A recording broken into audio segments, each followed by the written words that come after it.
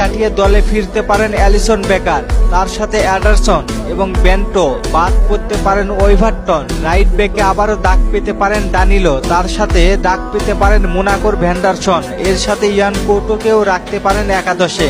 Centre ব্যাকে Gabriel মাগালেস থাকবে 100%, বলতে গেলে বিশ্বের সেন্টার ব্যাক পজিশনের একজন।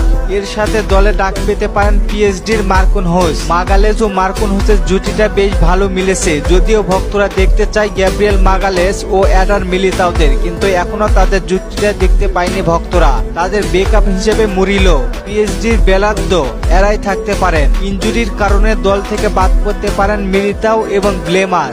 লেফট ব্যাকে গুলহামে অ্যারেনা এবং আবনার থাকতে পারে। হোল্ডিং মিডফিল্ডার হিসেবে ব্রুনো গুইমারেস থাকবে, তার সাথে থাকবেন বর্তমান সময়ে ব্রাজিলের দুর্দান্ত পারফর্ম করা ফ্ল্যামেঙ্গোর সেন্টার মিডফিল্ডার গারসন। ব্রাজিলের হয়ে সর্বশেষ ম্যাচে দুর্দান্ত একটি গোল করেন এবং শুরুর